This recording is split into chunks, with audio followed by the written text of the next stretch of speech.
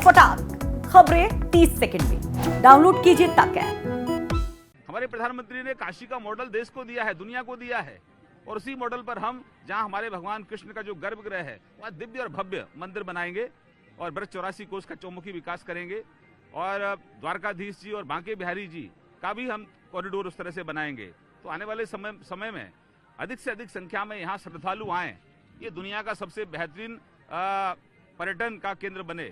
आस्था लोगों की यहाँ पर है, धार्मिक पर्यटन का केंद्र इसको हम लोग बनाएंगे। कांग्रेस तो राम के अस्तित्व को नहीं मानती, अब तो भगवान कृष्ण के मंदिर के बारे में भी कांग्रेस कह रही है कि क्या जरूरत है वहां दिव्य और भव्य मंदिर बनाने की। हम इस वक्त मथुरा में हैं और मथुरा में हमारे साथ श्रीकांत शर्मा, जो कि योगी सरकार में कैबिनेट मंत्री, बिजली मंत्री और आज अपने क्षेत्र में चुनाव प्रचार में हैं।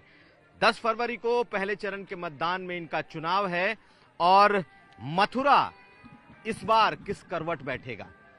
क्या इन्हें चुनौती मिल रही है या फिर सबसे ज्यादा वोटों से जीतने वालों में एक इनका भी नाम था, क्या इस बार फिर जीतेंगे? स्वागत है श्रीकांत शर्मा जी आज तक पर। यह बताइए कि इस बार का चुनाव कैसा है? टफ है आपके लिए? पिछले चुनाव जैसा है? क्या है? बिजली, पानी, सड़क, स्वास्थ्य और शिक्षा, ये विकास की धुरी है और हमने पिछले 5 सालों में आदरणीय प्रधानमंत्री जी और मुख्यमंत्री जी के नेतृत्व में उत्तर प्रदेश के अंदर चौमुखी विकास किया है। बिना किसी भेदभाव के जो गरीब कल्याण की योजना है वो गरीब तक पहुंची हैं। बिजली बिना किसी भेदभाव के पूरे उत्तर प्रदेश में पहुंची है। आज सूर्य अस्त से लेकर सूर्योदय तक पूरे उत्तर प्रदेश में रोशनी रहती है, पूरा प्रदेश दूधिया रोशनी से नहाया होता है। हमारी सरकार आने से पहले 2017 के जब चुनाव में हम लोग थे तो उबड़ खाबड़ गलियां थी, उबड़ खाबड़ सड़कें थी, गंदगी के ढेर लगे रहते थे, अंधेरा छाया रहता था, कुशासन था, गुंडा राज था, माफिया राज था, स्वास्थ्य सेवाएं जर्जर थी, शिक्षा व्यवस्था खराब थी, कोई जितनी भी व्यवस्थाएं थी सब बेपटरी था।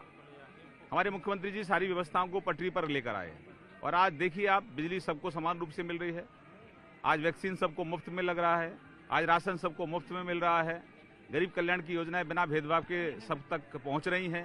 तो हमने विकास किया, हमने विकास कर रहे हैं और विकास के ही दम पर हम लोग चुनावी वैतरणी में हैं। हमारे प्रधानमंत्री जी का एक स्लोगन है, सबका साथ, सबका विकास, सबका विश्वास और सबका प्रयास। तो इसको हम लोग नीचे चरितार्थ कर रहे हैं। तो हमने काम किया है और अपने काम के दम पर आज हम चुनावी वैतरणी में हैं।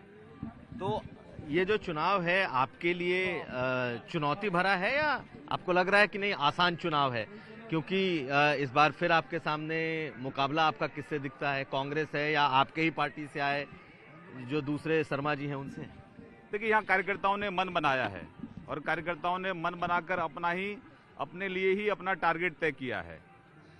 तो पिछली बार का जो मार्जिन था उससे कहीं ज्यादा मार्जिन से इस बार जीतना, ऐसा हमारे पार्टी के कार्यकर्ताओं ने, भाजपा के समर्थकों ने और ब्रजवासियों ने तय किया है। तो हमने काम किया है। पहले यहाँ पानी की बहुत समस्या थी, मेरे यहाँ 1.25 लाख घर हैं, 17,000 घरों में हमने गंगा जल भेजा है, बाकी हमने ग्राउंड वाटर से सप्लाई कर रहे हैं, लेकिन बाकी जो और शेष बचे हैं 2024 तक हर घर में शुद्ध पीने का पानी हम लोग पहुंचाएंगे। 24 घंटे बिजली हम दे रहे हैं। थोड़ा बहुत कहीं टेक्निकल फॉल्ट है तो उसको भी ठीक करेंगे और आने वाले समय में अंडरग्राउंड केबलिंग का कार्य पूरे मथुरा वृंदावन में हो जाएगा। सड़कों का जाल हमने बिछाया है, यहाँ सड़कें बनना शुरू हुई हैं। बांके बिहारी जी द्वारकाधीश मंदिर के पीछे की जो गलियां हैं उनका चौमुखी विकास हमने किया है। यमुना शुद्धिकरण पर हम लोग काम कर रहे हैं। 2019 में हम 450 करोड़ की परियोजना लेकर आए और उसका 35 नाले थे, उनमें से 31 नाले हमने 31 अक्टूबर 2021 को समाप्त कर दिए, यानी कि बंद कर दिए। बाकी 4 नाले शेष बचे हैं, उनको भी 1.5-2 साल के अंदर हम लोग बंद कर देंगे। तो हमारी प्रतिबद्धता है, विचार के प्रति हमारी प्रतिबद्धता, और जो आम जन है, जो कॉमन मैन है, उसकी जो बुनियादी आवश्यकता है उसके प्रति हमारी प्रतिबद्धता। पहले यहाँ गंदगी के ढेर लगे रहते थे, आज मथुरा वृंदावन स्वच्छता में बहुत अग्रणी है। तो हमारा प्रयास है, सुरक्षा के मामले में पहले गुंडा राज था, यहाँ मुकुल द्विवेदी की हत्या कर दी गई थी, संतोष यादव की हत्या कर दी गई थी, ये दोनों हमारे पुलिस में थे। जवाहर बाग को कोई भूलता नहीं है। सपा और बसपा ने वहां अवैध रूप से कब्जा कराने का प्रयास किया, सरकार पर जब दबाव बनाया तब उसको खाली कराने जब हमारे जाबाज पुलिस वाले मुकुल द्विवेदी और संतोष यादव गए तो उनको गोली मार दी गई। ये मुद्दा आज भी है? क्यों नहीं है, क्यों नहीं है? आज यहाँ का मथुरा वासी गुंडा राज को कभी भूलेगा नहीं, मथुरा वाले अंधेरे को कभी नहीं भूलेंगे, उबड़ खाबड़ गलियों को कभी नहीं भूलेंगे, खारे पानी की समस्या को कभी नहीं भूलेंगे। जो स्वास्थ्य सेवाएं बदतर थी उनको कभी नहीं भूलेंगे। अब बेहतर हुई है, शिक्षा व्यवस्था बेहतर हुई है, तो हम यहाँ व्यवस्थाओं को पटरी पर लेकर आए हैं। एक नया मथुरा वृंदावन बनाने का हमारा प्रयास है, एक न्यू मथुरा वृंदावन बनाने का हमारा संकल्प है। आने वाले समय में यमुना पर रिवर फ्रंट बनाएंगे, ज्यादा से ज्यादा यहाँ तीर्थयात्री आए, हमारे लोगों के लिए रोजगार मिले, और आने वाले समय में विश्व स्तर की हम खेल की सुविधाएं मथुरा में लेकर आ रहे हैं। अंतर्राष्ट्रीय प्रतिस्पर्धाओं में हमारा जो ब्रजवासी है, जो बेटा और हमारे बेटी, बहुत यहाँ पर अपार प्रतिभाएं हैं, उनको सभी सुविधाएं हम लोग अपने मथुरा में देने वाले हैं। उनको कहीं कोचिंग के लिए कहीं जाने की आवश्यकता नहीं। आप कह रहे हैं कि आप रिवर फ्रंट बनाएंगे, चर्चा ये भी थी कि क्या कृष्ण जन्मभूमि का भी कुछ करेंगे? वैचारिक प्रतिबद्धता हमारी है। अगर मंदिर अब नहीं बनेंगे तो कब बनेंगे?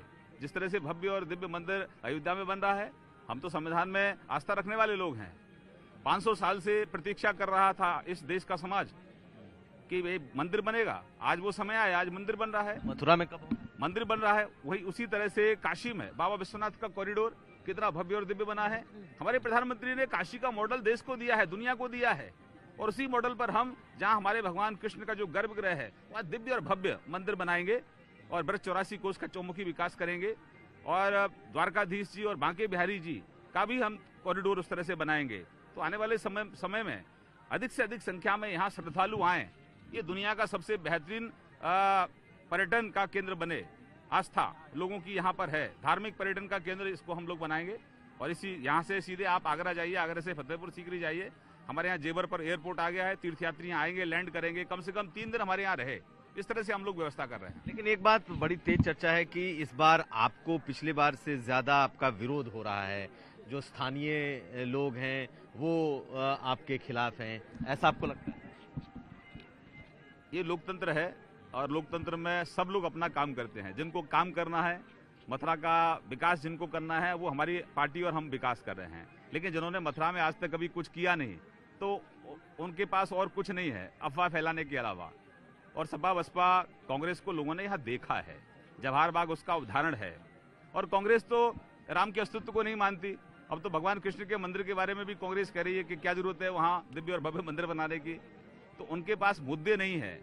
विकास पे चुनौती देते हैं हम सबको, जितने भी यहाँ 25 साल 30 साल से लोग रहे हैं, जिन्होंने कांग्रेस में जो लोग रहे हैं, विकास के मुद्दे पर क्यों लोग भागते हैं? राहुल गांधी विकास के मुद्दे पर क्यों नहीं यहाँ चर्चा करते हैं? सोनिया गांधी क्यों नहीं चर्चा करती हैं विकास के मुद्दे पर? प्रियंका चोपड़ा क्यों नहीं विकास के मुद्दे पर बोलती हैं? अगर उन्होंने विकास किया होता तो उनका प्रोडक्शन बंद नहीं होता। अब तो कांग्रेस का प्रोडक्शन ही बंद हो गया है नीचे से। आज आरपीएन सिंह ने ज्वाइन किया। मैं कह रहा हूँ कांग्रेस का नीचे से प्रोडक्शन बंद हो गया है। आने वाले समय में कांग्रेस समाप्त हो जाएगी और सारे कांग्रेसी आपके साथ आ जाएंगे। बहुत बड़ी संख्या में आ गए हैं।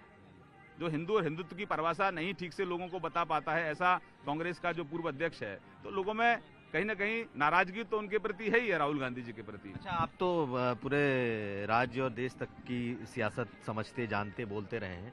आरपीएन सिंह के आने का कितना असर देखते हैं? देखिए, कोई कहाँ जा रहा है, कोई कहाँ से आ रहा है, ये महत्वपूर्ण नहीं है। महत्वपूर्ण ये है कि हम विकास कर रहे हैं, हमने विकास किया है, हम विकास करेंगे। 2014 से पहले का भारत कैसा था और 2014 के बाद का भारत कैसा है, आकलन कर लीजिए। 2017 से पहले का उत्तर प्रदेश कैसा था और 2017 के बाद का उत्तर प्रदेश कैसा है, आकलन कर लीजिए। फर्क साफ है। पहले गुंडई होती थी, माफिया का राज था, बहन बेटियां सुरक्षित नहीं थी। पहले कर्फ्यू लग जाता था, आज बहन बेटियां सुरक्षित हैं। हमारा व्यापारी सुरक्षित है। व्यापारी को चाहिए सुविधा और सुरक्षा, वो दोनों हम लोग दे रहे हैं। तो हमने काम किया है। कौन कहाँ जा रहा है, कौन कहाँ से आ रहा है, ये महत्वपूर्ण नहीं है। और हमारा सबसे बड़ा, हमारा जो मजबूत हमारा पक्ष है, वो है हमारा कैडर, बूथ पर हमारा कार्यकर्ता। और सबसे बड़ा मजबूत पक्ष है हमारा ऊपर हमारा नेतृत्व, आदरणीय प्रधानमंत्री जी, हमारा पूरा संसदीय बोर्ड, हमारे मुख्यमंत्री जी। तो हमारे पास लीडरशिप है, हमारे पास नीचे कार्यकर्ता है, हमारे पास काम है। मेरी बुकलेट मैंने आपको दी है, कितने काम यहाँ हम लोगों ने कराए, और काम के दम पर आज हम चुनावी बैतरणी में है। एक तरफ गाल बजाने वाले लोग हैं और एक तरफ काम करने वाले लोग हैं। तो हमने काम किया है, हम काम कर रहे हैं, आगे भी काम करेंगे। अच्छा, पूरे मथुरा क्षेत्र में जितनी भी सीटें हैं, आपको लग रहा है कि इस बार, पिछली बार तो आप लोगों ने एक को छोड़कर सब सीटें जीत ली थी, इस बार की स्थिति, तस्वीर कुछ बदली लग रही है? गठबंधन है, समाजवादी पार्टी और लोकदल का गठबंधन है। जाट इस बार लग रहा है आपके साथ रहेंगे या उसमें? देखिए, आपको राजनीतिक समझ बहुत अच्छी है। ये नए गठबंधन नहीं है। सपा जब पूर्ण बहुमत की सरकार में थी, उसके बाद भी उन्होंने कांग्रेस के साथ गठबंधन किया था। 2019 के चुनाव में सपा और बसपा का गठबंधन हुआ था। उनका वोट परसेंटेज क्या था, ये आप बेहतर समझते हैं। आरएलडी पहले भी इनके साथ मिलकर चुनाव लड़ चुकी है। तो महत्वपूर्ण ये नहीं है कि कौन किसके साथ मिलकर चुनाव लड़ रहा है। भारतीय जनता पार्टी के साथ में ये जितने गठबंधन, जितनी पार्टियां हैं, सब अलग अलग चुनाव भी लड़ चुकी हैं और एक साथ मिलकर भी चुनाव लड़ चुके हैं। मैंने कहा हमारे साथ 2014 में जो लोग थे आज हमारे पास हैं, 2019 में जो लोग थे, 2017 में जो लोग थे, वह सब लोग 2022 में उत्तर प्रदेश के बेहतरी के लिए, अपने बच्चों के बेहतर भविष्य के लिए, अपनी बहन बेटियों की सुरक्षा के लिए, बिजली में प्रदेश में उजाले के लिए, ये सब लोग भाजपा को वोट देने वाले हैं। नाराज नहीं है लोग? लोकतंत्र है, लोकतंत्र में सबको अपनी बात कहने का अधिकार है। हम भी लोगों के बीच में जा रहे हैं, अपनी बात बता रहे हैं कि हमने विकास किया, हम विकास कर रहे हैं। वो तो 10 तारीख को जब ईवीएम खुलेंगी तब सबको ध्यान में आ जाएगा। बहुत धन्यवाद श्रीकांत शर्मा जी, आज तक से बात करने के लिए। तो हमारे साथ थे मथुरा के प्रत्याशी, यूपी सरकार में मंत्री, और साफ साफ इनका दावा है कि विकास बहुत किया है, आने वाले वक्त में और विकास करना है और मथुरा की जनता उनके साथ है। संदीप दुबे के साथ कुमार अभिषेक।